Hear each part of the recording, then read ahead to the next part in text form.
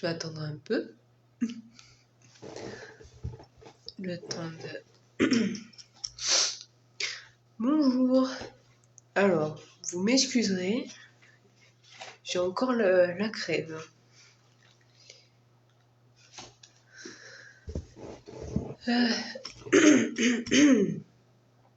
Alors, le thème du jour, comme vous le voyez, il est là. Donc, j'ai décidé de regrouper les deux principaux thèmes qui sont revenus sur le sondage du groupe. Donc, qu'est-ce qui est spirituel et peut-on être spirituel et non croyant? Alors, je vais détailler l'un et l'autre, hein, évidemment.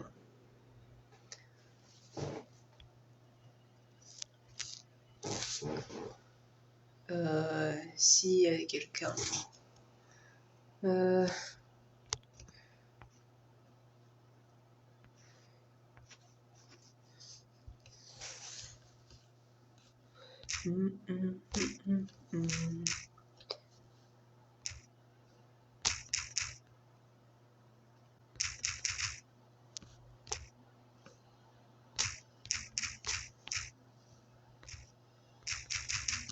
Alors, bonjour.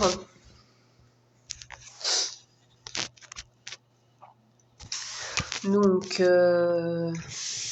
comme vous le voyez, ça va. J'ai la voix un peu enrouée parce que j'ai une crève encore présente. Je n'arrête pas en ce moment. C'est l'hiver, c'est normal. Donc, comme je le disais, vous le voyez aujourd'hui, donc j'avais fait un sondage pendant la semaine sur le thème qu'on pourrait faire en live. Donc, il y a deux sujets qui sont ressortis. Qu'est-ce qui est spirituel et peut-on être spirituel et non croyant? Alors, du coup, j'ai choisi les deux. Comme ça, c'est réglé. Donc je vais faire en deux parties et le live sera assez, je dirais, court parce que c'est assez vaste comme question. Par contre, évidemment, si vous avez des questions, ne surtout pas hésiter, soit là en direct si vous êtes en direct, et sinon si vous le prenez en cours de route, vous regarderez le live et vous me poserez les questions en dessous de la publication. Voilà. Alors, je vais commencer par qu'est-ce qui est spirituel? Tout. Tout est spirituel, tout fait partie du monde spirituel. Nous-mêmes, on est spirituel puisqu'on a une âme.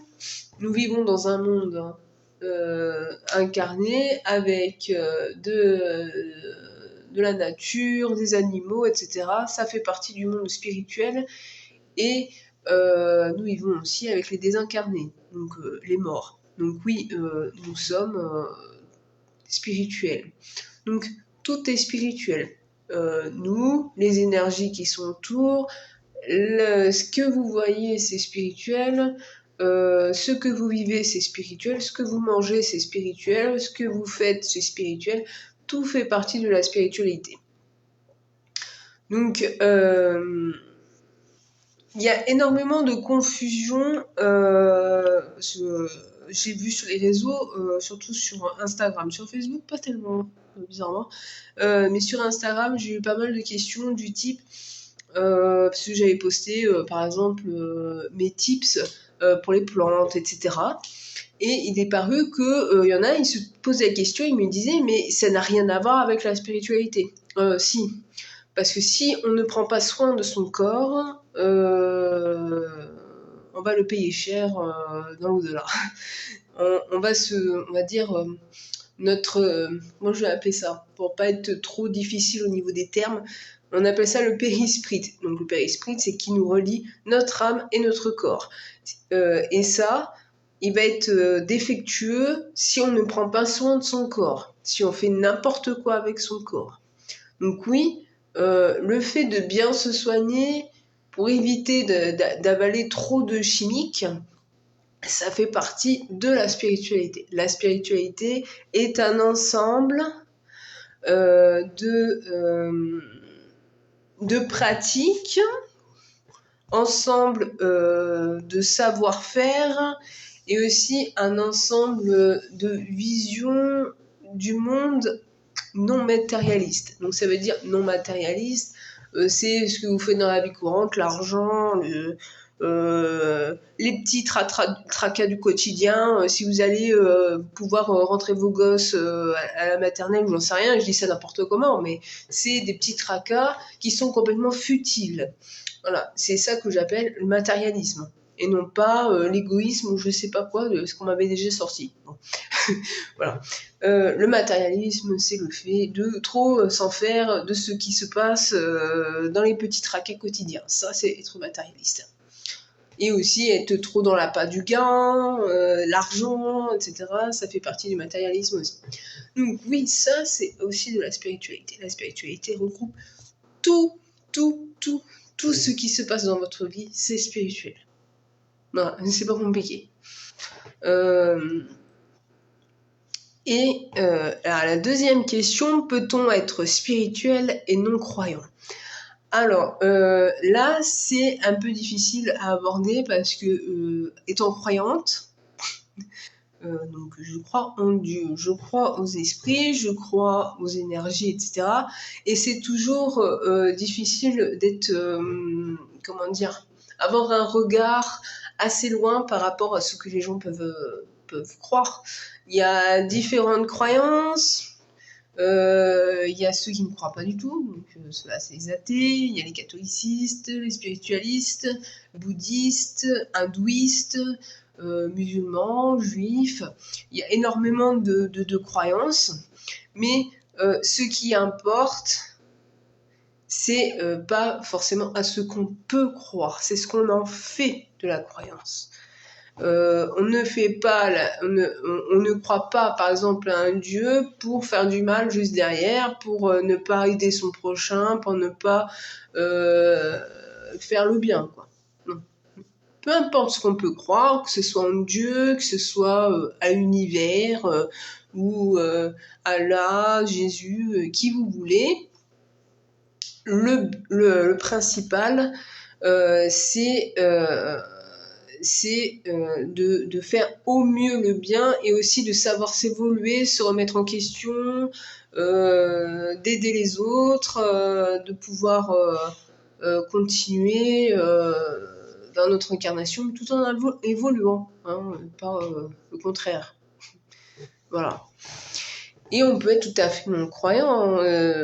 Puis de toute façon, la croyance en tant que telle, la croyance, elle évolue au fil des années. Hein. C'est pas la croyance, elle n'est pas quand on est petit, on appelle le conditionnement par rapport à nos parents ou ceux qui nous ont élevés.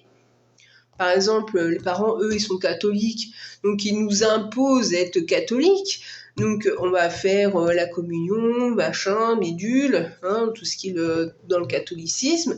Puis un jour, quand on a grandi, on arrive peut-être à l'âge adulte, on va peut-être penser que le catholicisme n'est pas forcément pour nous et on va essayer de tenter de découvrir d'autres croyances. Il y en a qui croient dans le monde des païens, il y en a qui sont bouddhistes, juifs, qui se mettent au Coran, etc. Il y a chacun a sa propre croyance et on peut être tout à fait non-croyant si on est persuadé que ça n'existe pas. Après, voilà. Je veux dire, sur le moment, on peut très bien dire oui, je ne crois pas. Puis un jour, au fil des années, on va se tourner vers ce qui nous attire, ce qui nous passionne, ce qui nous convienne, ce qui nous fascine, etc. On va être dedans. Voilà, chacun a sa propre croyance. Voilà. Voilà. Alors, si vous avez des questions, Maria, vous pouvez les poser là. Je crois que j'ai fait le tour sur...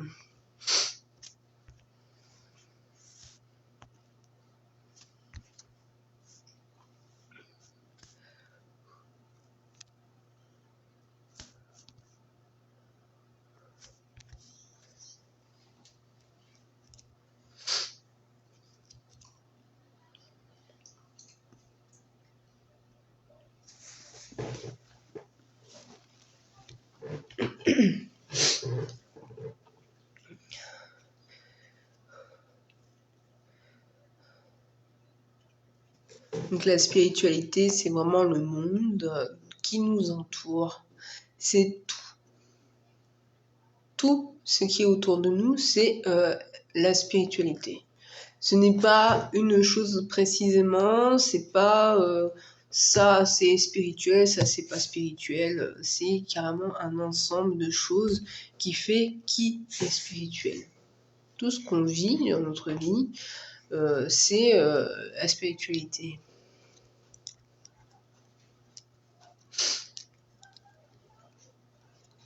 Puisque notre vie, c'est apprendre, avoir des leçons, comprendre, évoluer et faire des erreurs pour pouvoir évoluer. Ça, c'est très important.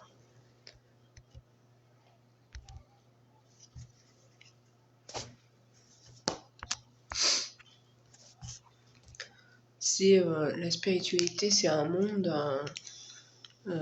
qui est très très très très vaste. Il y a énormément de choses.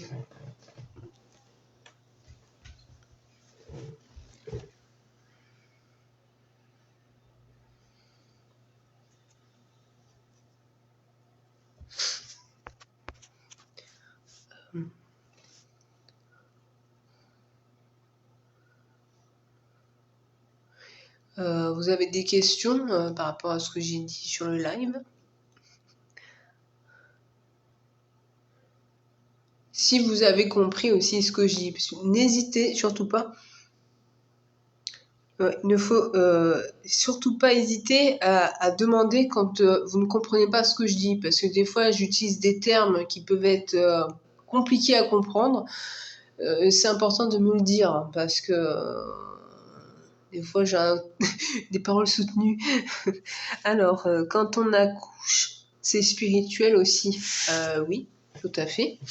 Puisque on donne naissance à un être,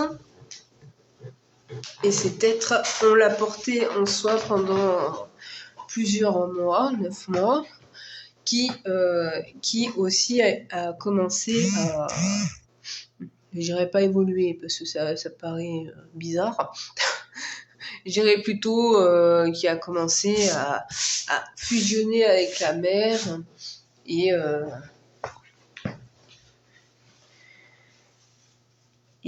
permettre après une certaine évolution quand il va donner naissance.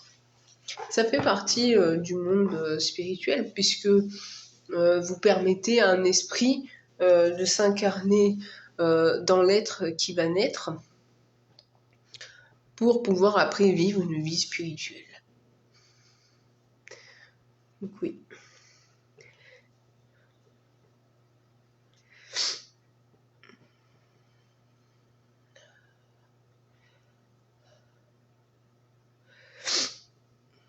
J'ai une crève aujourd'hui, c'est affreux.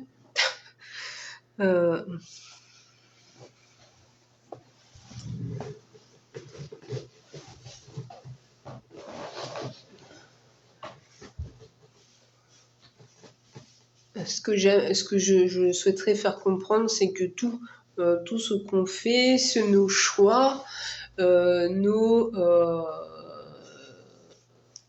même notre personnalité, etc., c'est aussi spirituel. Puisque nous naissons, nous mourrons et nous renaissons, pardon. Nous renaissons, puisque on s'incarne, on se désincarne. Alors, d'accord, merci. L'esprit qui est dans l'enfant, c'est un bébé aussi, où il est âgé. En fait, les esprits n'ont ni âge, ni sexe. Pourquoi? Parce que simplement, ils ont fait plusieurs incarnations, et quand on meurt, il n'y a plus de sexe, il n'y a plus d'âge, on redevient neutre. Voilà, j'adore la neutralité pour ça. Neutralité complète, il Et après, quand on se réincarne, on n'est ni un enfant, ni une personne âgée, ni la cinquantaine, quarantaine, hein, on s'en fout. Voilà. On revient à l'âge neutre. Voilà, il n'y a même pas d'âge, quoi. Voilà. Coucou Bamou, Barbara.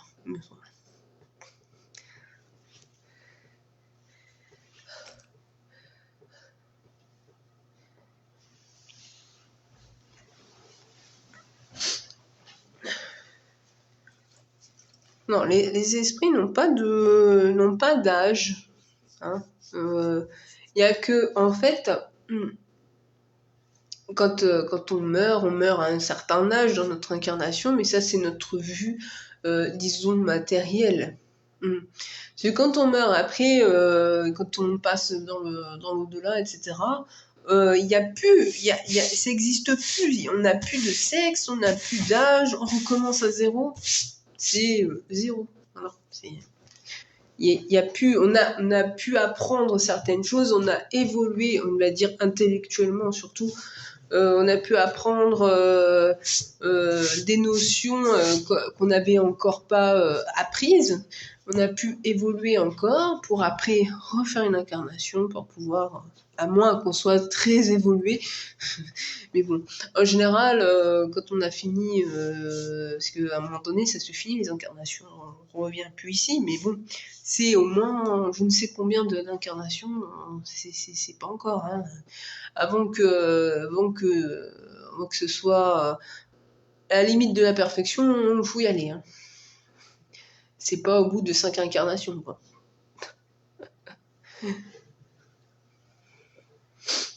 Déjà, nous, on contient facile plus de 1000 incarnations facile. C'est avec toutes les époques confondues. Je pense que si vous comptez, ça fait énormément d'incarnations. Puis selon aussi combien de temps vous avez vécu selon vos incarnations. Donc on devient de très vieux esprits à force. Hein. On apprend. Mais bon. Après, il faut savoir aussi qu'on fait nos choix et nos choix impactent aussi sur le nombre d'incarnations.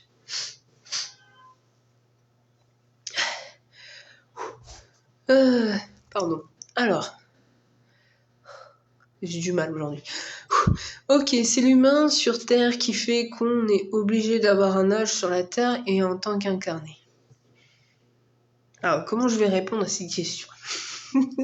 Une question piège, je sens. Alors, est-ce que c'est l'humain qui choisit combien de temps? Alors, il y a oui et non. Dans le côté que nos choix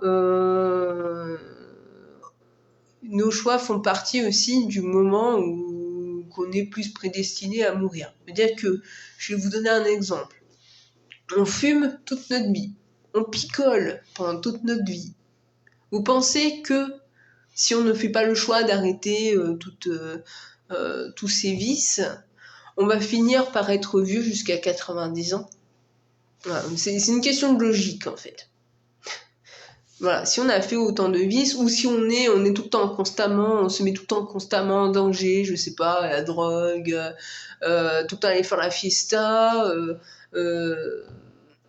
pour être poli, je vais essayer d'aller à droite à gauche avec des hommes ou des femmes, comme vous voulez, et puis finir par avoir des problèmes d'énergie, etc. Bon, après c'est un peu compliqué niveau spirituel aussi. Hein. Je ne pense pas que vous arriverez vers 80-90 ans. Voilà. C'est un petit peu aussi de la logique. Après, il y a aussi une autre condition. Ah, c'est bien plus compliqué que ça. Oui, on choisit par rapport à nos choix. Aussi par rapport à nos anciennes incarnations. C'est-à-dire que si on a fait d'énormes gaffes ou d'énormes bêtises, on va dire, dans la précédente incarnation, par exemple ceux qui ont commis des crimes, ont commis des vols, des viols, etc., quand ils vont se réincarner, parce qu'on se réincarne tous, hein, même les plus enfoirés. Hein. Donc, quand ils se réincarnent, eh ben, ils payent les conséquences. Dire qu'ils peuvent avoir un grand handicap, des handicaps qui sont assez violents, dire qu'ils vont pas finir leur vie très décemment, donc à 10-15 ans, ils vont déjà mourir. Voilà. Bah, c'est aussi selon le choix de notre précédente incarnation où on paye encore les pots cassés dans cette vie-là. Voilà. C'est l'incarnation permet de, on va dire, de réparer nos erreurs. Voilà. C'est la vie, elle sert à ça, c'est réparer nos erreurs pour pouvoir après bien évoluer. Plus on apprend, plus on arrive à apprendre, plus on répare nos erreurs, moins les incarnations seront difficiles. Voilà. C'est juste une question de compréhension.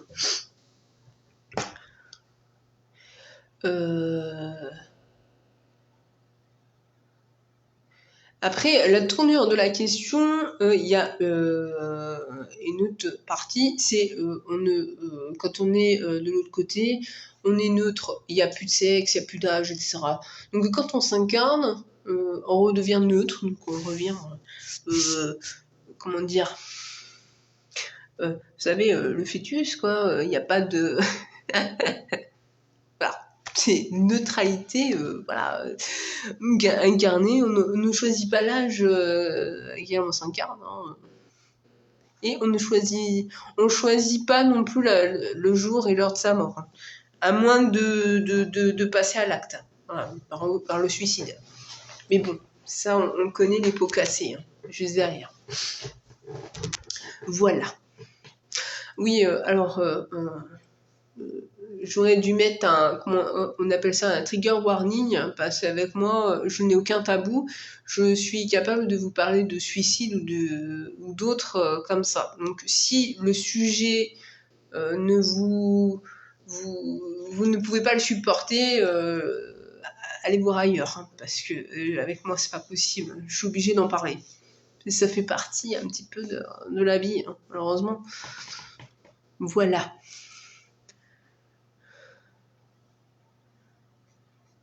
Après, il y a des gens qui vieillissent très vieux, hein. Il y en a qui vieillissent jusqu'à la centaine, 120, tranquille, hein, parce que ils ont fait. Mais c'est pas parce qu'une personne vieillit plus vieille que forcément elle a fait des bonnes choses, hein.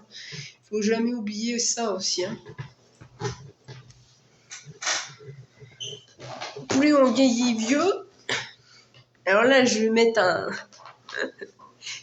Alors attention à ce que je vais dire, hein. Ça peut peut-être choquer, hein. Des fois, j'hésite à tout parler parce que c'est un peu compliqué, on va dire, à aborder. Je vais le dire de suite, hein.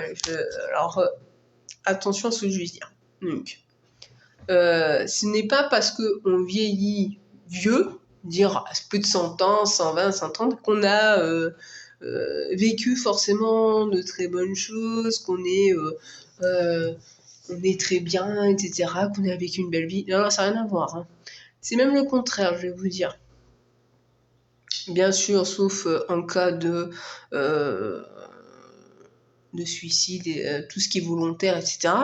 Hein, ça, on va le mettre de côté. Mais pour une personne lambda qui meurt comme ça, je sais pas, à la quarantaine, cinquantaine d'années, par exemple d'une crise cardiaque, etc.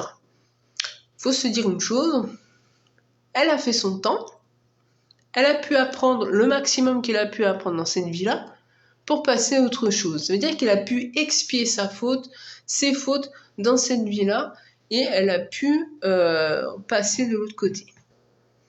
Voilà.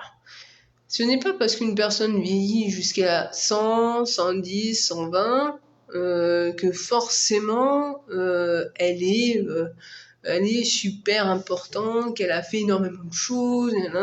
Non, pas du tout. Non. C'est qu'elle avait justement énormément de choses à se faire racheter. Ouais.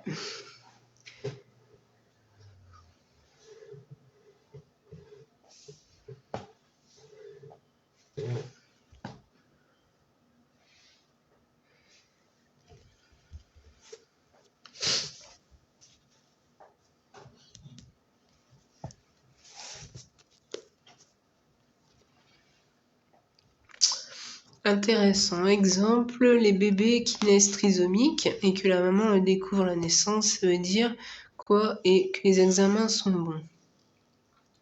Ah, ça veut dire que l'enfant est né trisomique, qui est déclaré trisomique. Il y a plusieurs causes possibles, hein. C'est déjà une épreuve pour la maman, mais la maman, elle n'y est pour rien en fait. C'est juste, on va dire, quelque chose à apprendre pour elle, de faire face à ce genre d'événement. Mais pour l'enfant qui est trisomique, en général, ce sont des enfants, c'est même quasiment le cas, hein, des enfants qui ont fait des choses assez graves lors de l'ancienne incarnation. Très souvent, c'est des esprits qui, avant, il y a on va dire, trois sortes d'esprits qui se réincarnent de façon, on va dire, assez violente, comme ça. Il y a ceux qui n'ont jamais voulu reconnaître leurs fautes et qui sont restés énormément de temps dans le seuil, donc dans le bas astral, qui n'ont pas pu rejoindre dans l'au-delà. À un moment donné, les esprits sont forcés de passer dans l'incarnation, dans la réincarnation. Donc ceux-là, oui, forcément, les fautes sont assez irréversibles. Donc, quand ils naissent, ils ont des handicaps très lourds. Il y a ce genre d'esprit. Il y a un autre esprit, c'est-à-dire que ceux qui ont réussi à reconnaître leurs fautes, donc ils ont réussi à passer dans la lumière, ceux-là, ils ont fait des fautes graves. Voilà, c'était vraiment des fautes graves.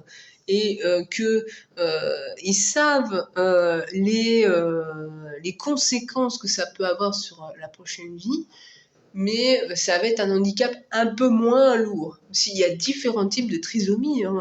Il y a des personnes trisomiques, elles peuvent vieillir jusqu'à 50, 60 ans, hein, sans problème, hein. Ça dépend de la trisomie, évidemment. Et il y a les derniers esprits, ça veut dire que ils font le choix. Il y en a certains qui ont fait le choix de pouvoir naître dans ce genre de handicap pour pouvoir comprendre ce qu'est le handicap, comment on le vit, comment c'est une sorte de compréhension au niveau du handicap, etc. Voilà.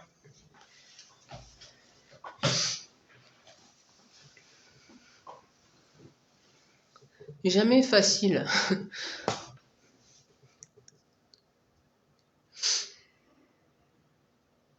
C'est ce qu'on appelle communément parlant avec le New Age, là, le karma.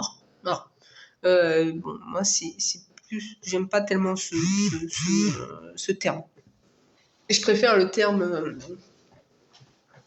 l'expiation, dire la réparation des fautes commises. Parce que la plupart du temps, on n'arrive pas toujours à réparer nos fautes dans notre vie actuelle. Donc, on est obligé de réparer les fautes dans la prochaine vie. C'est en fait une sorte de purification en fait de l'âme, hein. On enlève tout le néfaste, on répare. C'est comme si vous réparez votre voiture, hein, ça veut dire qu'après elle va pouvoir mieux fonctionner. Elle pourra vivre encore et encore. C'est le même concept.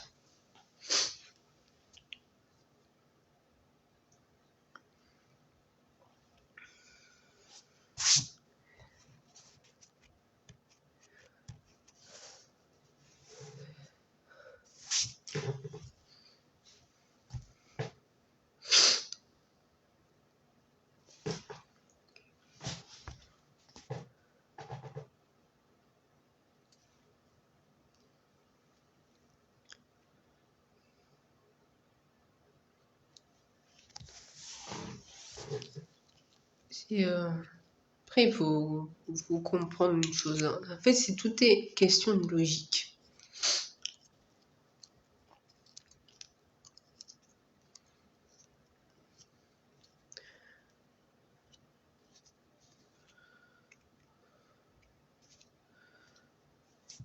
Avez-vous d'autres questions?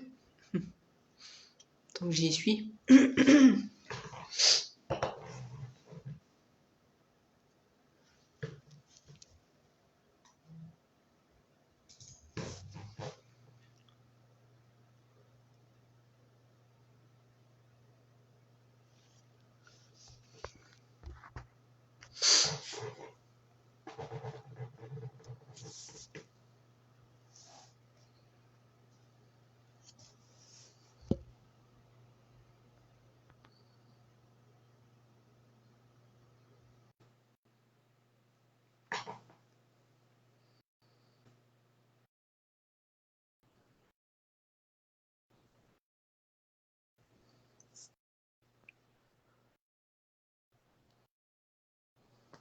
Merde. Excusez-moi, j'ai appuyé sur un bouton.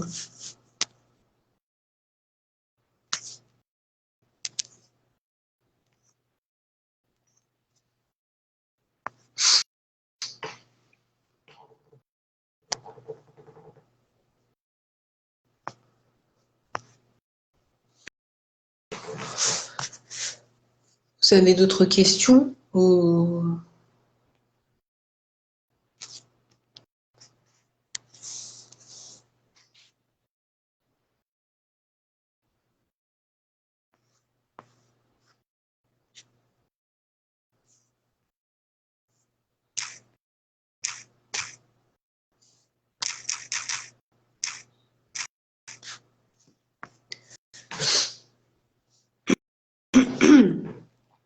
Les personnes SDF sont là aussi pour apprendre des choses. Oui. Oui. On va dire que ça fait partie des événements de la vie et qui peut arriver à tout le monde. Malheureusement. Ça, je dirais que c'est la conséquence de nos choix. C'est pas toujours. Enfin, je vais pas me mal exprimer. Hein. Parfois c'est un choix de devenir SDF et des fois ce n'est pas un choix. Malheureusement, des fois on n'a pas le choix d'être SDF puisque du jour au lendemain on se retrouve sans aucun logement pour diverses raisons. Mais tout le monde, même les plus riches, ont des choses à apprendre. C'est pas pour une certaine population. Non, non, c'est pour tout le monde. Tout le monde sur Terre.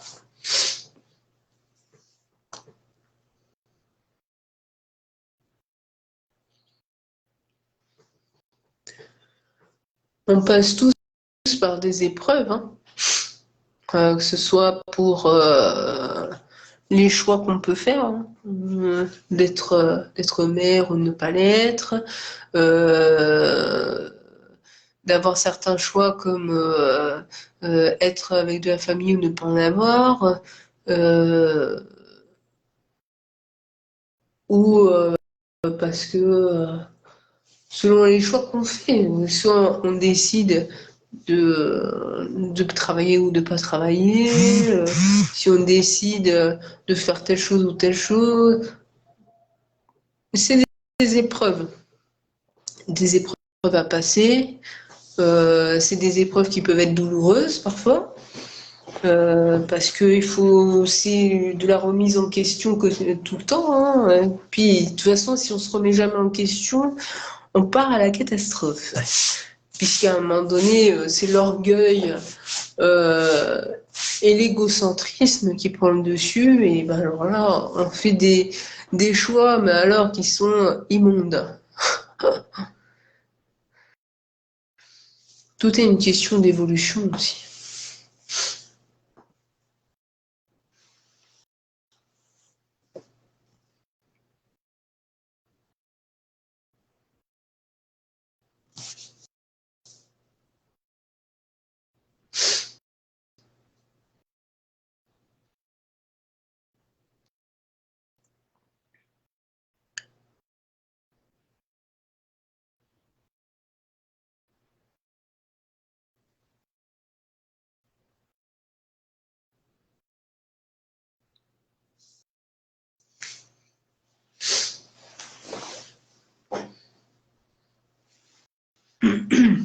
Tout le monde sur cette planète doit apprendre quelque chose. On apprend tout ça.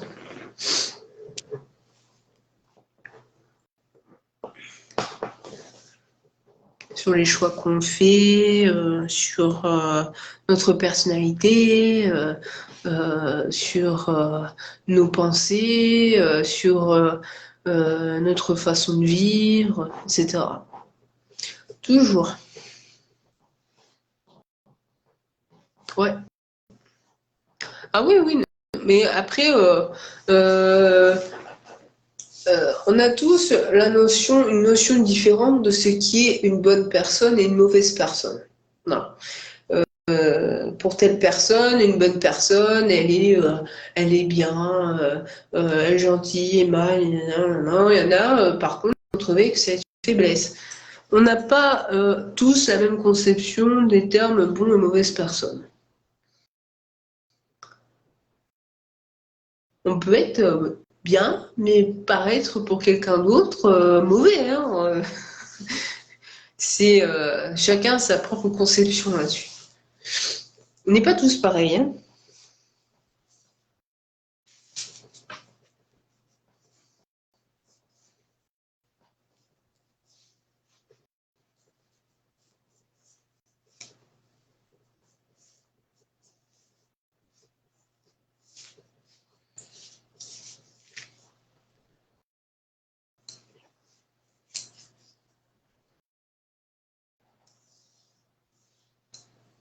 Mais personne n'est 100% bonne personne. Hein. C'est pas possible. Ni 100% mauvaise. C'est pas possible non plus.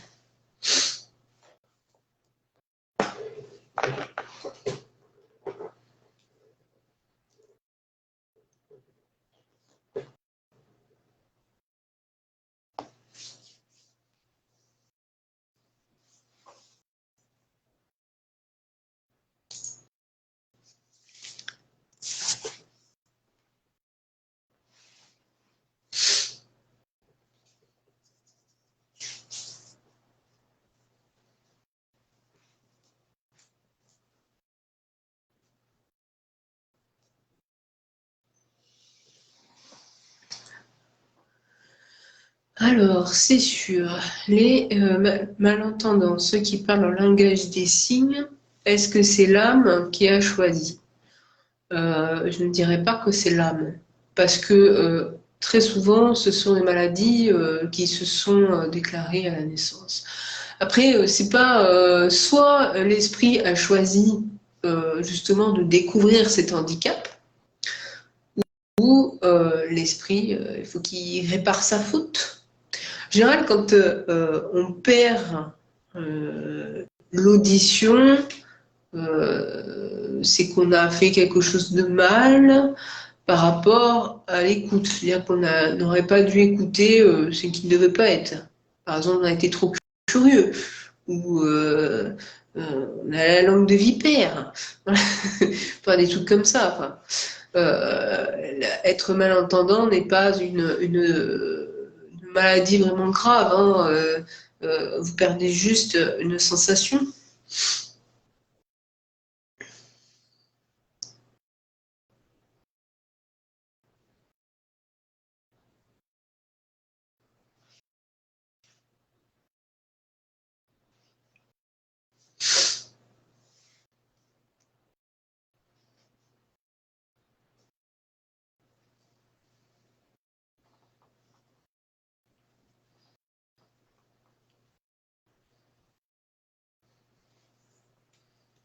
C'est comme pour les personnes aveugles ou les personnes, comment on appelle, malvoyantes, malentendantes, aveugles et muettes. Cherchez le mot. C'est exactement la même chose, ça veut dire que c'était des esprits, soit ils ont choisi justement une incarnation où ils vont perdre un sens pour pouvoir développer les autres sens, puisque quand on perd un sens, peu importe, par exemple si on perd les yeux, on ne voit plus, on va multiplier les autres sens, c'est-à-dire le toucher sera un peu plus fort, on va sentir encore plus, on va encore plus écouter, on va développer encore plus notre audition, pardon. Oui, l'intuition aussi, remarquez. C'est pareil aussi. Hein, c'est les personnes qui sont aveugles et malvoyantes ont une très très grande intuition. Hein. Ça, je vous le cache pas.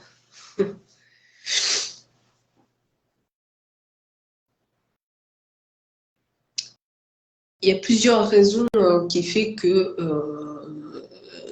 l'esprit a voulu, soit c'est volontaire dès la naissance, l'esprit a des problèmes d'audition, etc. Donc que l'enfant ne peut plus entendre ou ne peut plus voir, etc. Donc là, c'est l'esprit qui a choisi cette incarnation ou euh, qui a, euh, qui doit expier une faute. Mais si c'est, par exemple, durant l'incarnation, je sais pas, je sais pas moi, à l'âge de 15, 20, 30, 40, et perdre la vue, par exemple, suite à un accident ou autre maladie, là, c'est autre chose. C'est plus euh, un événement douloureux à surmonter. C'est plus une épreuve. Quand c'est une naissance, c'est très souvent l'esprit qui a choisi. Ou qui n'a pas choisi, mais qui doit subir cette épreuve pour expier une faute. Il y a deux types hein, de général d'incarnation quand tu des handicaps comme ça. Pareil d'ailleurs pour certaines maladies. Hein, j'hésite à en parler. Par exemple, maladies qui sont souvent reconnues en psychiatrie. Donc là, je vais parler de schizophrénie, bipolarité, multipersonnalité, etc. Enfin, même la dépression. Alors, la dépression, sauf une dépression particulière, la dépression, c'est une épreuve, on va dire, douloureuse qu'on doit surpasser. En fait, c'est pour se surpasser. C'est un surpassement de soi pour pouvoir s'en sortir. Par contre, si c'est une dépression de naissance, parce que ça existe, hein, je suis le cas, ça, c'est plus vis-à-vis d'une incarnation précédente où on doit expier certaines fautes. Voilà. Tout simplement. Et après, c'est de la schizophrénie, de la bipolarité, etc. C'est souvent de naissance. Donc là, comme avec les malentendants, etc., tous les handicaps hein, qui peuvent survenir à la naissance, soit c'est un choix de l'esprit, soit pour découvrir le handicap, etc., de pouvoir encore plus apprendre, machin, soit c'est une expiation de faute.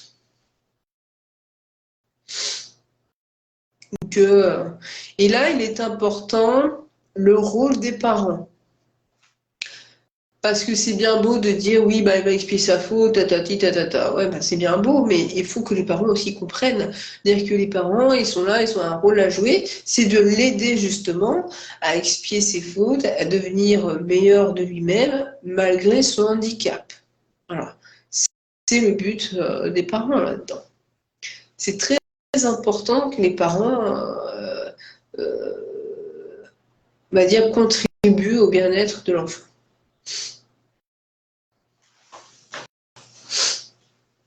C'est vraiment quelque chose de très important, hein, les parents. C'est pour ça que j'aimerais que, franchement. Ok, après, il faut reconnaître aussi pour avancer. Oui, tout à fait. Il faut reconnaître ses fautes. Il faut arrêter d'être borné, surtout de dire ah non, c'est pas moi, hein, J'entends souvent non, ce n'est pas moi, c'est la faute à. Non, faut arrêter avec ce genre de discours. Quand on fait quelque chose, on sait qu'on a fait une connerie, peu importe laquelle, hein, que ce soit petite, grosse, moyenne, ce que vous voulez. Hein. Quand on fait une bêtise, il faut se dire, parfois c'est, par exemple en couple, ah alors là c'est béton ça comme truc. Voilà. Alors, vous vous disputez avec votre conjoint, puis vous dites, de toute façon c'est de ta faute, non, non, mais en couple, c'est la faute aux deux, hein. C'est jamais l'un ou l'autre, hein. C'est toujours les deux. Pourquoi? Parce que dans une communication, c'est souvent, surtout dans les disputes, c'est jamais fluide. Voilà. Donc, il y a toujours les deux qui sont en faute.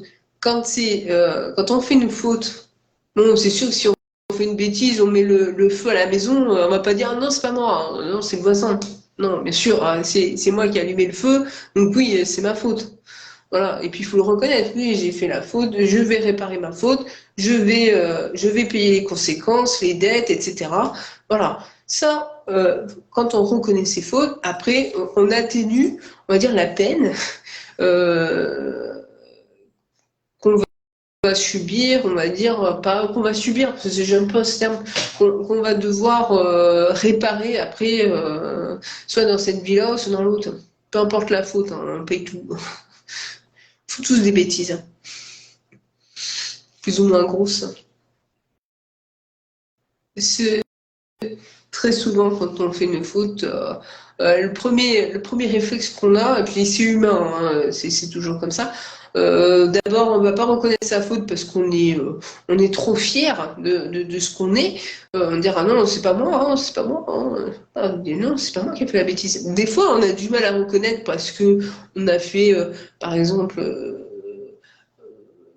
Par exemple, on a été hypocrite avec quelqu'un, bien on va pas reconnaître qu'on a été hypocrite. Voilà, des fois c'est subjectif, hein. Des fois c'est des petites fautes comme ça, mais après ça nous retombe dessus, hein. C'est la personne qui s'en est rendu compte, qui va nous gueuler dessus, et là, là. Ouais, il y a énormément de procédés, hein, pour que ça retombe dessus. Plus on reconnaît ses fautes, plus on est, comment dire, comment on appelle ça quand on reconnaît bien ses fautes, etc. Je me rappelle même plus du terme. C'est pas grave. Je m'en rappelle plus. Plus on reconnaît ses fautes, plus on avance, plus on se détache de notre orgueil, parce que tout le monde est orgueilleux, hein, l'humain est orgueilleux. Donc, on se détache de notre orgueil, donc on se détache de tous nos petits tracas quotidiens, et plus on arrive à évoluer et à avancer. Et moins on est angoissé aussi notre vie actuelle. Hein, ça devient futile, en fait.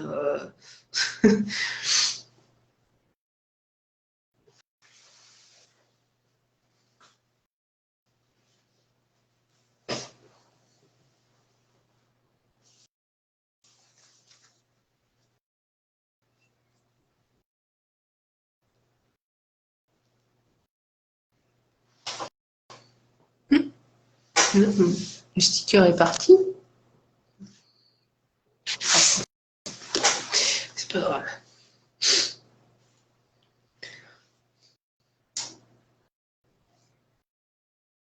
Plus vous reconnaissez vos fautes, moins ça sera compliqué après dans l'au-delà et après quand vous devrez faire un point sur votre vie et on vous mettra moins dans la figure vos fautes puisque vous les avez réparées, que vous avez assumé vos fautes en comprenant aussi les conséquences de vos actes. J'aime beaucoup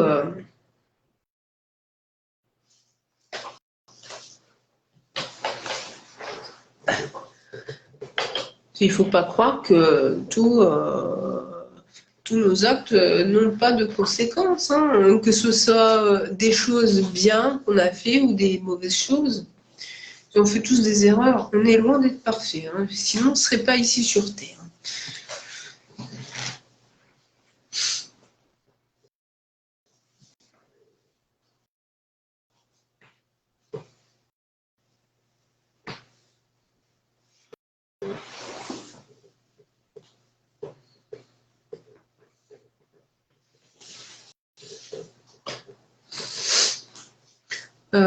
Quand on décède,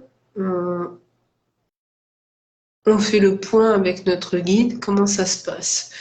Alors, je ne saurais vraiment dire comment ça se passe parce que moi, je ne suis pas décédée, je suis encore là. Mais disons, je vais faire avec l'effet de certains esprits, enfin plusieurs esprits qui m'ont dit, c'est que ils font le point, c'est un peu comme une visualisation d'un petit peu, si vous mettez par exemple dans un écran de télé, votre vie qui défile, etc. C'est un petit peu le même procédé, c'est-à-dire que ils ont des images qui vont revenir, autant les bons moments que les mauvais moments, et ils vont pointer le doigt un petit peu sur les parties où qui avaient des fautes qui ont été commises. Voilà. Et après, c'est un échange fraternel avec le guide pour qu'il puisse comprendre et reconnaître ses fautes. Après, ça passe ou ça casse, hein, parce qu'il y a des esprits qui sont une tête de mule, hein, ou qui se disent ah non, non, non, c'est pas moi. Hein. Il y a certains esprits qui durent très longtemps dans le seuil, tellement qu'ils sont, on va dire, très, très, très, très centrés sur eux-mêmes. Et après, quand ils ont réussi, on va dire, à passer ce cap-là, ils peuvent passer de l'autre côté, donc ça veut dire au-delà de la lumière, rejoindre les cités spirituelles, où ils sont pris en charge, soit pris en charge dans les hôpitaux, etc. Enfin, c'est on va dire, visuel, hein. C'est pas comme ici, comme on voit, c'est carrément différent. L'espèce de cité, tout est nature, etc. C'est merveilleux. J'ai déjà vu en visuel, enfin, on va dire en vision, quelquefois ces cités-là. C'est assez joli.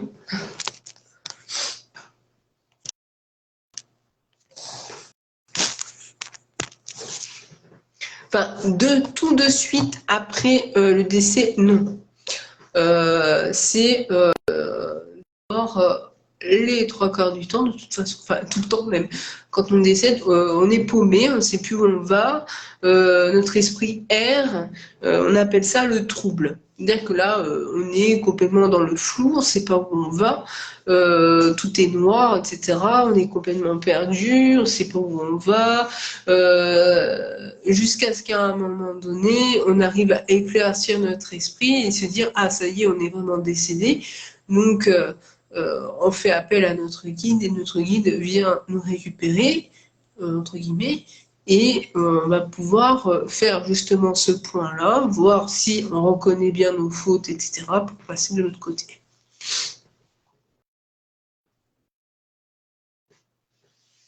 Le trouble, il faut savoir que ça dure assez longtemps. C'est pour ça que de nombreux médiums n'arrivent pas, n'arrivent pas. Si on peut les contacter, mais je dirais que c'est plutôt malsain de les contacter à cette époque-là. En général, ça prend comment dire, en période terrestre, je dirais ça comme ça, c'est 6 mois, 7 mois après le décès qu'on peut éventuellement avoir contact avec la personne décédée. Mais pas avant. Moi, je dis plutôt 1 an. Voilà. Parce que, pourquoi 1 an? Parce que il faut que le temps, que l'esprit soit un peu plus zen.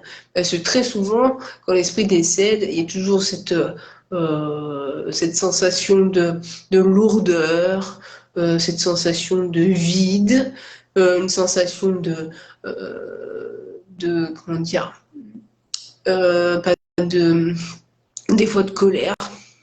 Il y en a qui sont paumés. Donc, et des fois, ils vont vous engueuler, peut-être vous insulter, tout ça, parce qu'ils sont sous la colère. Donc, c'est pour ça qu'il vaut mieux pas avoir un contact avec des personnes qui sont décédées pas longtemps, en fait. Il faut attendre au moins 1 an. Voilà, moi, je préfère quand c'est plus 1 an qu'avant. Pour avoir une une bonne communication qui sera moins lourde en énergie.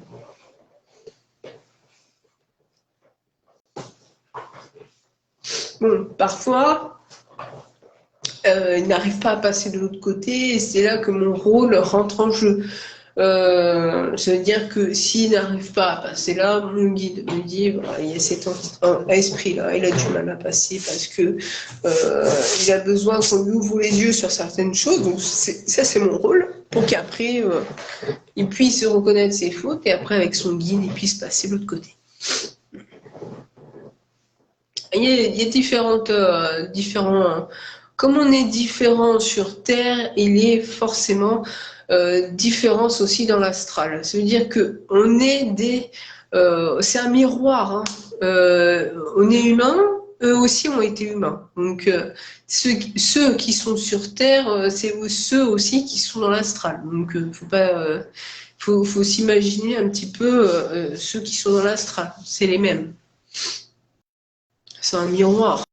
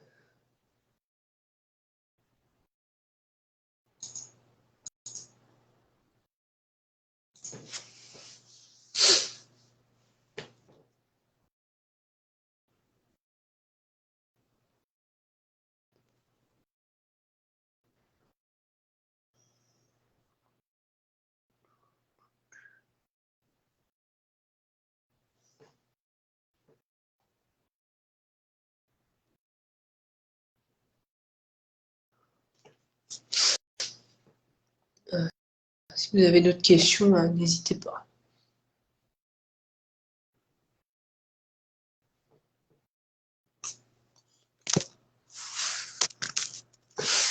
J'essaie de répondre le plus, on va dire, plus correct possible, hein, que vous puissiez comprendre surtout.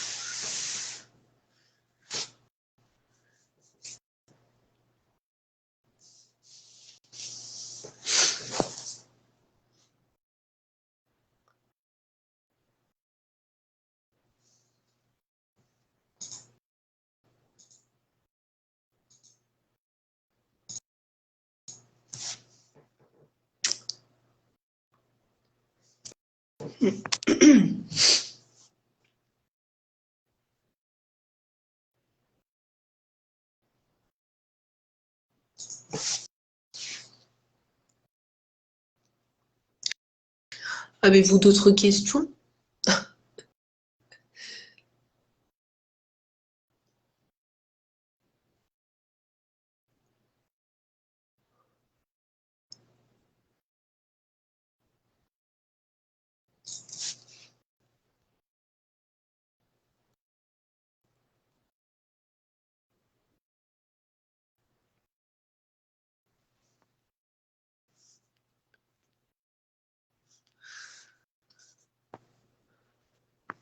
D'accord. Bon, en tout cas, de toute façon, si vous avez d'autres questions, soit vous me le mettez en privé, ou soit, quand ça vous revient, vous pouvez le mettre aussi sur le groupe sans problème. Voilà. Donc après, j'ai fait un peu le tour de ce qui est spirituel et au niveau de la croyance. Voilà. Je pense que c'est tout. Bon, je vais y aller, me reposer parce que j'ai la crève. Bon, je vous souhaite une agréable journée. Je vous dis à la semaine prochaine pour un autre live. Je mettrai des sujets en sondage, là, comme j'ai fait là. Et je vous ferai un live aussi la semaine prochaine. Ça sera plus vendredi prochain, par contre. Voilà. Allez, je vous souhaite une agréable journée. Je vous dis à bientôt. Allez, bye!